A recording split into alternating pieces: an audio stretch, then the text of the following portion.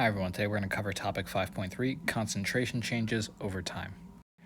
I want to first just start with a little review of 5.2 with this question here.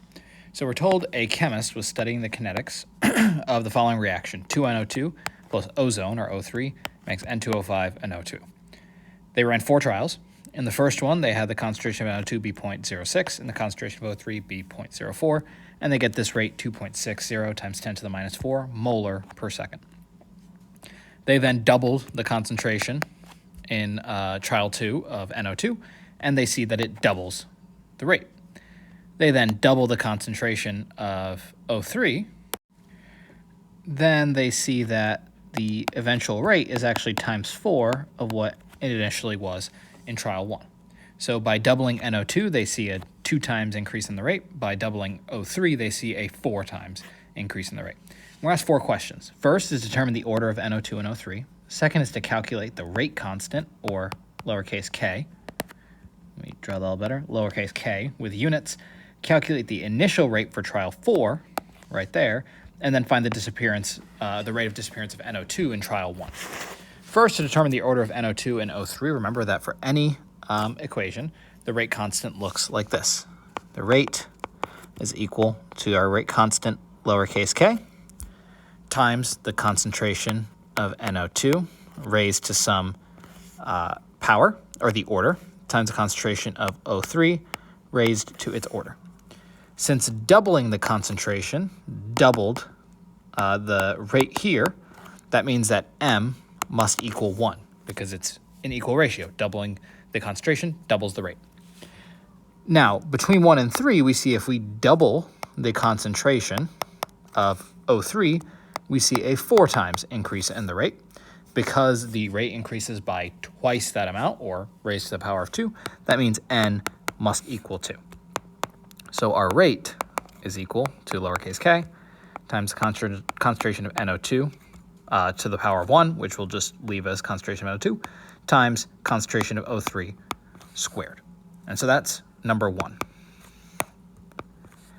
To answer number 2, calculate the rate constant with units, all we need to do is pick one of these, plug in the concentrations, and find k. We'll rearrange for k. K equals the rate divided by concentration of NO2 times concentration of O3 squared. We'll take trial 1, for example. This is 2.60 times 10 to the minus 4 molar per second, divided by concentration of NO2, which is 0.060 molar, times concentration of O3, which is 0.040 molar, and then we square that answer. And when we solve, we get an answer of 2.7 is k, and then all we need to do is solve for the units. Down here, the units end up being molar cubed, and so our units here will be molar to the negative 2, seconds to the minus 1, or per molar squared per second. So that's number 2. Number 3, all we need to do is calculate the rate for trial 4, and all we do for that is just plug everything in. So our rate equals k, which we calculate as 2.7 molar to the negative 2, second to the minus 1, times concentration of NO2, which is 0.050 molar, times the concentration of O3, which is also 0.050 molar, and then we square all of that. And here we get that the rate is equal to 3.4 times 10 to the minus 4, and our units here are molar per second. Again, these two combine to be molar cubed. Molar to the negative 2 times molar cubed is molar, and then per second just carries over. So our rate is 3.4 times 10 to the minus 4 molar per second. And for number 4, we're looking for the disappearance of NO2 in trial 1. And simply for that, all we need to do is take the coefficient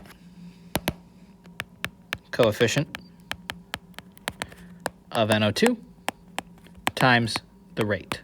And we must remember that this is disappearance,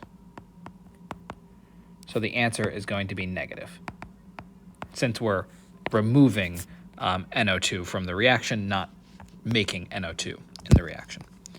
So when we do that, we look at our stoichiometric coefficient here, it's 2. And so the disappearance of NO2, the rate is just going to be my apologies. We'll use the rate that we have here, which is 2.6 times 10 to the minus 4 molar per second.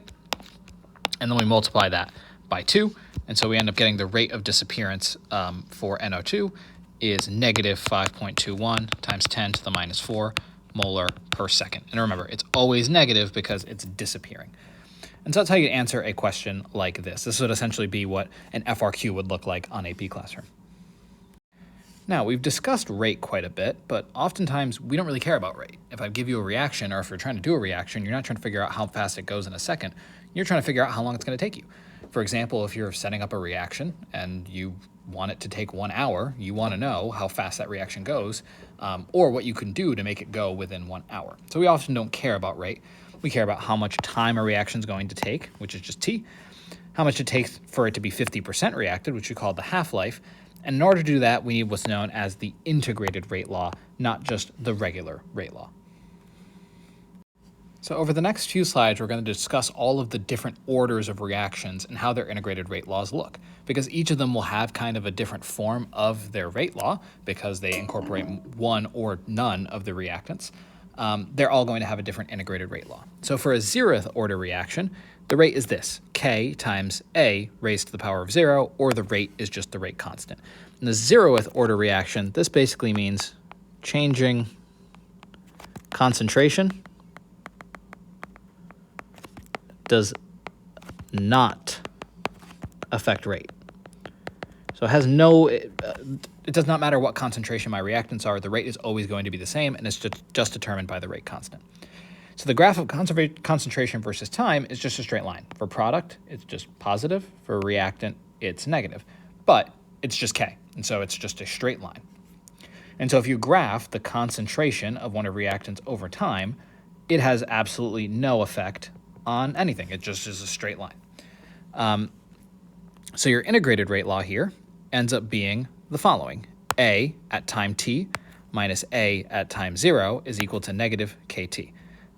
A at time t is the concentration at whatever time that you measure, while A0 is the initial concentration of A. So for example, if we have a reaction of A goes to B, right, A at time t is just whenever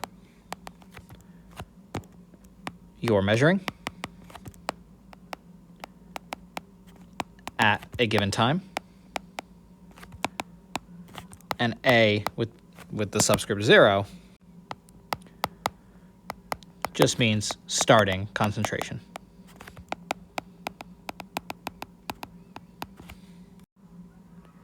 So what this says is that the concentration at any given time minus the concentration you started with is equal to negative KT, which is essentially just the equation for this line that we're giving on the right. Now, a lot of reactions we'll often see are first order reactions. And so again, let's take the same reaction, A makes B.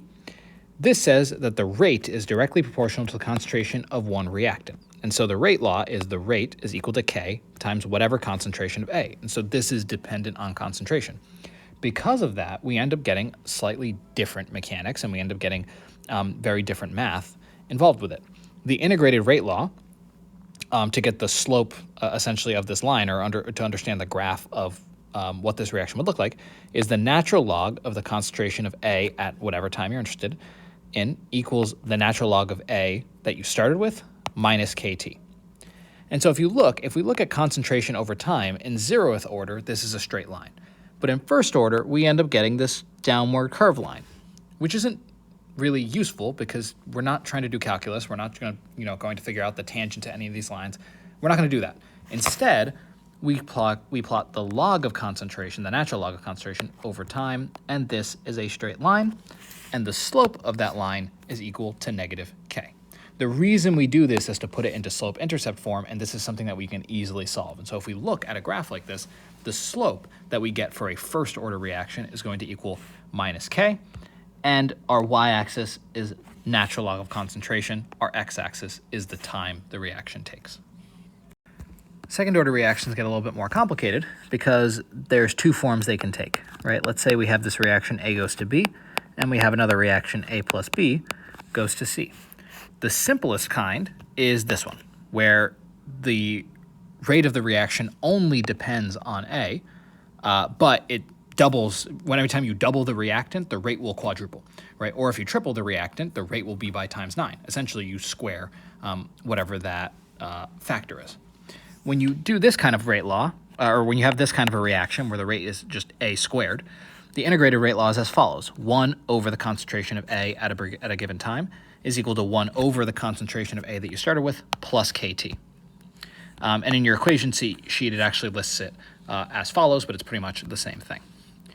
The second one, and this one is more complicated, is for a reaction like this. A plus B, two reactants react together to make one C, or they make two. Doesn't really matter. What matters is it depends on both of the concentrations of A and B.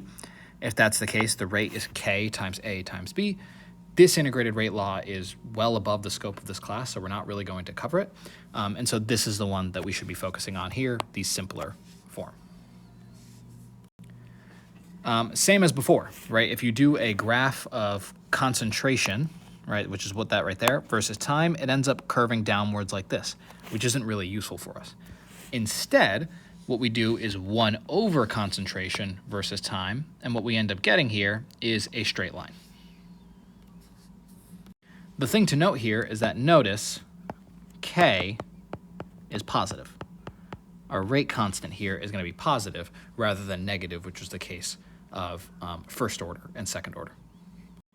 Now, this is kind of just a slide for you guys to look at and reference in your own time whenever you need to, but it's all the different kinds of reactions, the rate law as well as the integrated rate law. We don't really talk about this very much, but this is the differential rate law, which you're essentially taking the derivative. We're not going to cover that very much because we don't talk much calculus here. But for a 0th order, the rate law is A equals A0 minus KT. For first order, it's natural log of A equals natural log of A at the start minus KT. And then second order, it's very similar to first order, it's plus KT instead of minus KT. When you're doing a plot, for 0th order, it's concentration of your reactant versus time. For first order, it's natural log of reactant versus time. And for second order, it's 1 over concentration of reactant versus time. All of these will give a linear plot. That's why we plot it that way. The slope of your plot will depend on what kind of order it is. For 0 and first, it's negative. For second, K will be positive, or your slope of your line that you make when you make your linear plot will be positive. And they each have their own characteristic rates. For 0th order, this is moles per liter per second. In other words, molar per second. For first order, it's seconds to the minus 1. And for second order, it's molar to the minus 1, second to the minus 1. And so this further just demonstrates what we're talking about. You don't have to memorize these plots necessarily, but I encourage you to memorize which plots are linear, because that's really what we care about. For 0th order, it's concentration versus time. For first order, it's natural log of concentration versus time. For second, 1 over concentration versus time. These plots, the ones that I'm circling, are the ones we really care about.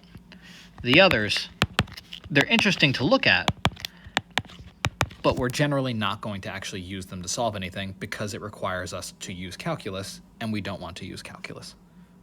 The last concept we're going to talk about in 5.3 is the concept of a half-life. So the half-life is the amount of time that it takes for the concentration to be reduced by 1/2 of its original value. Let's say I have some reactant A, and I start with a concentration of 0.2 molar, and the concentration, of course, at half of that would be 0.1 molar. The half-life, which we generally will abbreviate as T1/2, is the time that it takes to reach 0.1 molar. And so in the case of specifically a first-order reaction, half-life is independent of the concentration, such that at T1/2, or at least at that time of the half-life, concentration of A is equal to the original concentration divided by 2. So if you substitute all of this half-life things into the first-order equation, you end up getting this relationship here, where for a first-order reaction, the half-life is equal to the natural log of 2 over k, which is the rate constant. This will simplify further as 0.693, because that's the natural log of 2, divided by the rate constant. Generally, this statement here holds true. The shorter the half-life, the higher the value of k is. So oftentimes, if you're given several different half-lives, you can estimate whether or not one reaction will be faster than the other. We'll do some more practice with all of these integrated rate laws and discuss it more in class, but for now that's all. Thanks, guys.